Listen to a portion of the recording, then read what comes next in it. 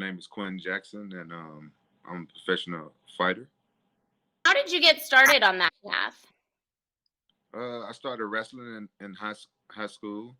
It led me to go on to wrestle in college, and then after that, it was just a mistake. I came home from college and helped one of my friends get ready for a fight, and I got thrown into a fight, and turned out that I was good at it. As a child, what did you think you wanted to become? I wanted to be a fireman or a pro wrestler. That's awesome. Did you have a specific wrestler that engaged you? I used to be a big fan of the Ultimate Warrior. Absolutely. What do you feel was the biggest adversity that you faced in your life? The biggest, um, you know, I would say like sometimes we gotta worry about what we do in the moment. Trouble in college in my past caught up to me when I was becoming a professional fighter. So that was a big adversity right there. Just just big big mistakes, making mistakes when I was younger. It's really hard to see those mistakes when you're young, and then you get a little bit older and you realize how they impact you. What ways have you had to adapt to challenges in your life? Well, I've always been good at adapting, um, especially to my environment. I left my hometown of Memphis and moved to Orange County, California, and the culture here is totally different from what I'm used to, and I had to adapt to live out here to become a professional athlete, professional fighter, because it was I wouldn't have got the training that I needed in Memphis. So I had to put myself in a mindset that I'm a professional athlete and that I couldn't hang with the same crowd anymore. I had to hang around like-minded people and more professional and successful people. Do you feel that there was anyone who was really inspirational in helping you achieve your goals? Honestly, I didn't have any of those inspiring me to help me achieve my goals. Unfortunately, it was something that I really wanted to do. I really wanted something better for my life, and I didn't see, with the life I had made for myself before fight, I didn't see me being like as successful as I wanted to be. So I was very motivated by that. But That area, what helped you move you into fighting? well, it's just the family that I was born into. I always felt like the white sheep of the family, and I love my family dearly, but I wasn't super close to them. So that motivated me to get away from around them and go do my own thing, and that led me to not even thinking twice about moving to California when I had the opportunity. That was really well thought out. Did you have any setbacks that you ever felt like you just couldn't overcome it? I had a plenty of setbacks. Leaving Memphis, I left my car, left my job, and I moved to California with basically nothing. The cost of living out here is like double or triple of what it is in Memphis. And so it was a couple times I thought about giving up, but thank God I didn't. My own son, Grayson, he wanted to know when you are howling, he wanted to know where you got the inspiration for that. No, I've been howling since I was a kid. Ever since I saw the first Teen Wolf movie, I've been howling as long as I can remember. But if I had to guess, it was probably after I saw Teen Wolf when I was a kid, and I like to think, of myself as a werewolf because I'm different from other people, and when I lose my temper, I get unlimited strength, and I heal real fast, and the only thing that explains it to me is that I'm a werewolf. That is the best. My son went through and was watching all of your videos, and he was like, I am going to be like that. He's begged for a mohawk. So I would just like to say the mohawk for young Black men, that is an inspirational look. He can still get a mohawk. Yeah, I know. He had one for a little bit, but his curls don't look as like yours was like uniformed and That perfect. style will never go out of style. It probably won't. I gotta go bald right now. I can't I can't do the mohawk right now. I gotta go bald. When Martin Luther King Jr. stated, I have a dream that my four little children will not be judged by the color of their skin, but by the content of their character. Do you feel this has been accomplished in today's world? That's a good question. Honestly, I don't, and I don't know if it would ever. I don't. Way things are look, I don't know if it would ever be so. Um, this one is from Preston. He wanted a little shout out with his question. What was the one way when you had transitioned into wrestling that helped move you into movies? Was there anything that helped move you into getting into acting? Acting. My first acting gig. It was after I got injured in a fight, and I couldn't fight for a while. And I was just supposed to have like a little small role. But the actor who I was supposed to be there for, he had some negotiation problems. Instead of going with him, they put me in his role, which was a much bigger role, and I had no acting experience whatsoever. So that was kind of cool. I just did it because one of the guys that was producing the movie or whatever, he was involved in MMA, and he just thought that'd be good for his movie. But originally at a smaller role, but he ended up giving me an acting role and a speaking role, and he said I didn't do bad for my first time acting. So that's what catapulted me to liking acting and doing more movies. What was that first movie? Do you remember? I think it was called Bad Guys. Do you ever get anxious before a fight, and how do you get past it? Yeah, it's very natural to be nervous before a fight or a game.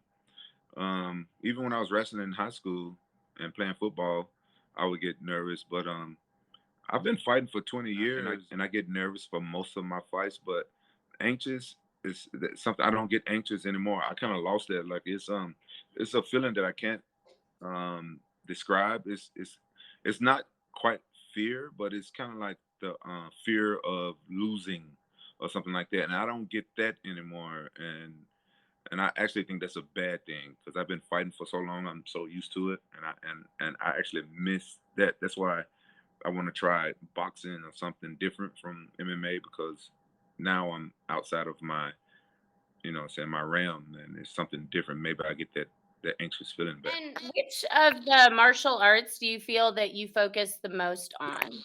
Well, in mixed martial arts, MMA, the most important for me is striking because the fight starts on his feet, and wrestling. And you have to know Brazilian jiu-jitsu to be successful in my sport. I concentrate on all three, but I would say the most important is actually Brazilian jiu-jitsu. To be honest, I hate to have to say that because that's my least favorite martial art. The only reason why it's my least favorite because I'm a germ freak, and when you training it, you got some sweaty dude all over you and stuff. They get really up close and personal, and some of those guys are pretty big. I think it's a little intimidating myself. Yeah, it's not fun. Where do you think that your biggest drive comes from? You just want to make your team proud and your coaches proud. And I know my cousins, and so they be bragging about me, back in Memphis. The cousins are fighter and stuff like that. And when I lose a fight, my cousins, them, they not shy to tell me how I sucked and everything. So you hate to hear stuff like that. So that's your big drive. You like, I got to beat this guy, or I'm going to hear about it for a couple of months to come. And part of the reason I reached out to you was because I wanted my kids to see, a lot of people don't hear from people from Tennessee, but it's really nice for us to be able to hear from someone who's such an inspiration, who has made his body into such a beautiful instrument that you're able to do all of these moves and techniques and then turn that into a successful path for your life. So I really appreciate you doing this. No problem. Um, what do you feel that being an MMA champion has taught you about yourself? One thing I learned is that about myself, why I'm so different, that I'm a alpha male, and with today, people can identify as anything they want to identify, whether we agree with that or not. And what I've noticed is that throughout my life, a lot of people don't like it if you're an alpha. I was wondering why I was different from my other guy friends and my family members and all the other males around me. And I learned that about myself, that I'm an alpha male, and there's nothing wrong with that. I am what I am. This way I was born, If you, whatever you, whichever way you're born is what you are, and there's nothing wrong with, you know, being the way you were born. Accept that I'm different from other males that's around me, and embrace that. And I also learned that I'm pretty tough, and fighting has changed my life to where I grew up in Memphis, and I grew up having to fight on the street for my own protection, and I grew up fighting a lot because I was afraid. Sometimes you're afraid and you fight, but now since I know martial arts and I walk around places, I have more confidence, and I'm not afraid of people anymore. So everybody don't know that I'm a martial artist, and some people try to fight me. And since I'm not afraid, instead of just fighting them and beating them up, I would talk them out of a fight, and that changed my life tremendously. And since I'm a professional athlete, I have better relationships with police officers, which is I take it as a positive, because growing up I really didn't like police officers in my neighborhood because of a relationship I had with them. And a lot of police officers watches MMA. I get out of 9 out of 10 speeding tickets, and that's a good thing. Your word choice when you're saying police officer, I know that my husband has sat my son down several times and said, look, if you're ever in any encounters where you're getting into trouble, you always use the term police officer, and you always make sure you say, yes, sir, yes, ma'am, and you follow those directions. So I really like how you put that response together. People have to understand that police officers, they're human beings like us as well, and they have good days and bad days. And a lot of people, when they get pulled over or have altercations with the police officer, a lot of them are not nice to them. And I feel like if you're just nice to them first, they automatically look at you different. So I respect every police officer that come in contact with me, and I'm nice to them, even if I can tell they're not having a good day and stuff like that. That's it's just how I am. That's how I've been taught. And one of my cousins back home is a police officer, and he gave me the rundown on how to interact with them and everything. And so, I I don't respect know. it. My husband kind of brought it up. He said they end up having this conversation where they learn the best ways to interact. And seeing him sit down and have that conversation with my son, that's a lesson that a lot of young men can learn. I have boys in my class who, I mean, they'll just do the craziest things. And it's like, man, when you get into the real world, that can be dangerous for you. Treating people kind, it's such a huge thing. Correct. It's actually common sense.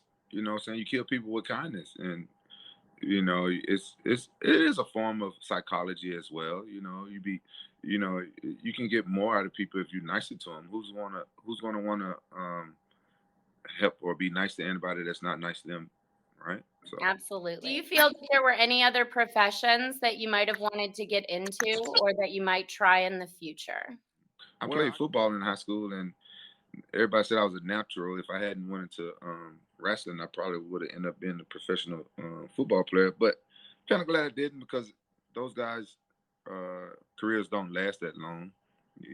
They make pretty good money, most of them. But I've been fighting for 20 years and I haven't retired yet. That's amazing. What do you think your favorite place has been to visit? Tokyo, Japan, or Japan in general. I love Fukuoka, Nagoya, Osaka, but Japan, I love it. I could live there. It's like the And do future. you have any advice for any of my young athletes who are looking to make their athleticism into a profession? Train their minds, because we all think that being an athlete and sports is strictly physical, but I would say it's probably 95% mental if you really pay attention to it. So train your mind, be positive, and surround yourself around positive people. Um, some of your friends are secretly haters. Like, some of your friends see you doing good at sports and stuff like that, and whether they plan to or subconsciously or whatever, they will. Some of them will try to sabotage you. So just understand who your real friends are. A lot of athletes think that they don't have to pay attention in school, but I would say if you're an athlete and you plan on going pro, I would say concentrate more on school and go into business. If like you go to college, go into business and learn how to read contracts for yourself. Kind of read the contracts and the wording yourself, because the English in contracts is not normal English that we speak and use every day. Just because you're an athlete, don't think that, oh, I'm not going to need my brain. I would train my brain even more because I wish I would have had someone tell me that back in the day, because over the years I've had a few managers rip me off out of millions because I didn't understand business, and I couldn't read contracts for myself. You know, you got to trust what the attorney says. What kind of attorney you hire? He could have been a straight A student attorney, or he could have been one that's barely passed and become attorney. Like, you don't know. Absolutely. And I love that you said that because I'm an English teacher. So I'm Mhm. always telling them that words matter. So